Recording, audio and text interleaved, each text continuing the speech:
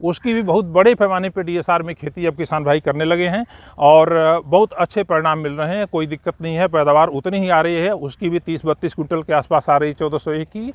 तो DSR का रकबा आने वाले दिनों में और बढ़ेगा क्योंकि इसके अंदर बहुत सारे फायदे हैं। तो इस प्रकार से धान की सीधी बिजाई आपको इन 2 किस्में हमारी हैं अभी 1985 और 1979। 1979 जो है वो 1121 का सुधार करके बनाई गई है और 1985 1509 का सुधार करके बनाई गई है। अभी ये सारा जो कुछ देख रहे हैं यहाँ पे 1985 का प्रारूप है। किसान भरावो ਝੋਨਾ ਨਿਸਰ ਆਇਆ, बहुत ही सोहना प्लॉट हैगा। पूसा ਦੇ ਵਿੱਚ ਖੜੇ ਹੋਏ ਆ ਦਿੱਲੀ ਦੇ ਵਿੱਚ, ਜਿੱਥੋਂ ਬਾਸਮਤੀ ਦੀਆਂ ਕਿਸਮਾਂ ਨਿਕਲਦੀਆਂ ਤੇ ਤੁਹਾਡੇ ਖੇਤਾਂ ਤੱਕ ਪਹੁੰਚਦੀਆਂ ਹੈਗੀਆਂ। ਤੁਸੀਂ ਵਾਰ-ਵਾਰ ਲਗਾਉਣੇ ਹੋ, ਬੀ ਰੱਖ ਲਓ, ਲਗਾਓ ਤੇ ਅਗਲੇ ਸਾਲ ਚਾਹੇ DSR ਕਰੋ, ਚਾਹੇ ਕੱਦੂ ਕਰਕੇ ਲਾਓ, ਚੰਗੇ ਰੇਟ ਦੇ ਨਾਲ ਤੁਹਾਨੂੰ ਪੈਸੇ ਮਿਲ ਜਾਂਦੇ ਹੈਗੇ ਆ। ਪਰ ਬਹੁਤ ਵੱਡੇ ਏਰੀਏ ਦੇ ਵਿੱਚ 100-100 ਏਕੜ ਦੇ ਫਾਰਮਰ ਵੀ 50-50 ਏਕੜ ਦੇ ਫਾਰਮਰ ਵੀ ਲਗਾ ਰਹੇ ਹੈਗੇ ਆ ਝੋਨਾ, ਸਿੱਧੀ ਬਿਜਾਈ ਕਰ ਰਹੇ ਹੈਗੇ ਆ। पानी पूनी बचन वाली गल्लां बाद च, बीमारी बहुत घट आउंदी हैगी आ। अपने नाल इत्थे मौजूद रहणगे पूसा दे former director doctor AK Singh ते उन्हां दे नाल आपां गलबात करदे हां कि DSR दे वास्ते पूसा की कुछ कर रहा है। मैं इस प्लॉट दे विच आके हर साल एक वीडियो बना दिंदा, शायद लखां फार्मर दा हर साल फायदा हुंदा। आने वाले समय में तुसीं भी अपनी तैयारी करोगे ते अज डॉक्टर साहब नाल फिर दोबारा इंटरव्यू करदे हां। डॉक्टर साहब आ जाओ जी। सत श्री अकाल जी। सत श्री अकाल प्रगट जी, नमस्कार जी। सर मैं कैमरे के पीछे जाता हूं और मैं सवाल पूछूंगा, आप पूरे प्लॉट को दिखाइए। थोड़ा DSR के बारे में बताइए कि DSR में तो बोलते हैं कि पानी ज़्यादा देने नहीं पड़ता, आपके खेत में तो पूरा पानी भरा पड़ा है, ये क्या सीन है जी? प्रगट जी, DSR जब हम करते हैं तो करीब 30 से 35% पानी की बचत होती है। अभी जो पानी खेत में भरा हुआ देख रहे हैं, विशेष रूप से इस साल बरसात बहुत अच्छी हुई है, बहुत ज़्यादा हुई है, बल्कि ज़रूरत से ज़्यादा हुई है। पंजाब में पूरा बाढ़ आ गया है, तो दिल्ली में भी करीब 1000 mm तक बरसात अब तक हो चुकी है, उस वजह से खेत में पानी खड़ा है। नहीं तो इस खेत में हमने एक सिंचाई भी नहीं की है अभी तक, जो है सिर्फ बुआई के समय एक सिंचाई की थी, उसके बाद कोई सिंचाई नहीं की है। धान की सीधी बिजाई की किसान भाई 3 मुख्य फ़ायदे हैं।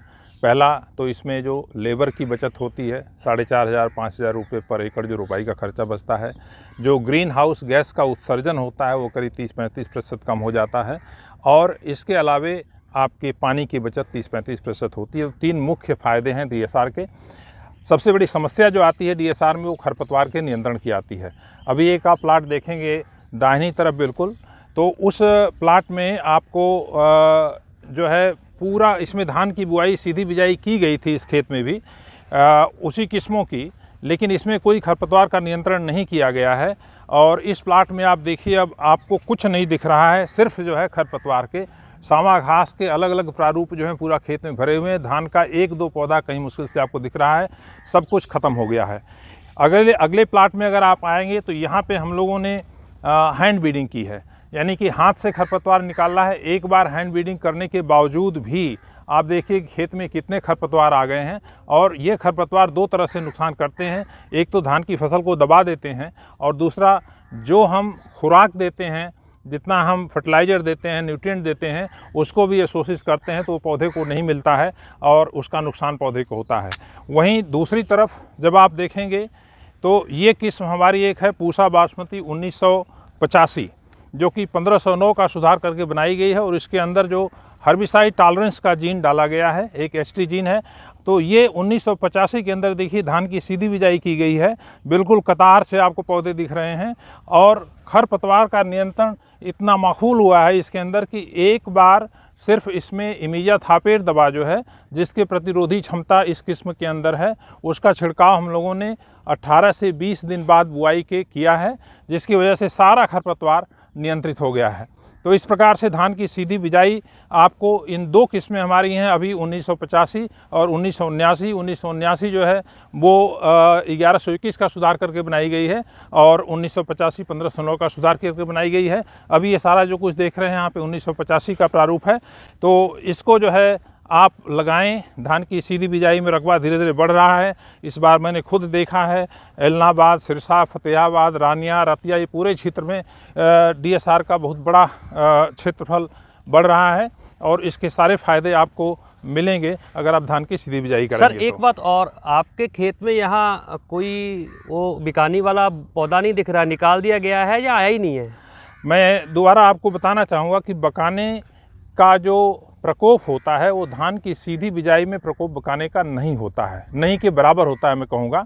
और इसका कारण मुख्य रूप से ये होता है कि जब हम धान की रोपाई करते हैं नर्सरी लगाने के बाद, जब हम पौध उखाड़ते हैं तो उसकी जड़ें टूट जाती हैं और जड़ें टूटने के कारण जो है उसके अंदर फंगस को अंदर घुसने का मौका मिल जाता है। जबकि जब हम सीधी बिजाई करते हैं तो सीधी बिजाई में जहाँ बीज जमता है वहीं पर पूरे समय पड़ा रहता है, आगे बढ़ता रहता है, तो उसमें फंगस को अंदर घुसने का मौका नहीं मिलता है। इस वजह से सीधी बिजाई में जो है वो बकाने का प्रकोप नहीं मिलता है। जी सर, अभी धान निसारा ले चुका है, अभी धान में मिल्किंग स्टेज चल रहा है।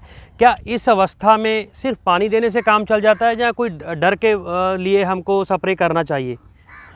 स्प्रे का तो यह है कि ज़रूर हम ये कहेंगे कि अगर प्रकोप आपको दिखता है, खासकर अब जैसे ब्लास्ट की अवस्था है, इस समय ब्लास्ट आ सकता है जो नेक ब्लास्ट या गर्दन तोड़ आता है, तो उसके लिए हमको स्प्रे अगर कहीं दिखता है तब करें, या आपका तना छेदक कीड़ा जो है लगता है, स्टेम बोरर जिसको हम बोलते हैं।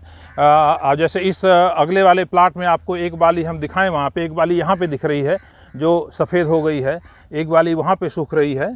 तो इस तरह से अगर ये प्रकोप आपको दिखता है और इसका संख्या 5% से अगर ज़्यादा होती है तब हमको दवाओं का प्रयोग करना चाहिए, नहीं सर, तो सर नेक्स्ट ईयर के लिए डीएसआर के लिए फार्मर मोराल अब कैसे करे? आप जाके खेत देख लेना चाहिए।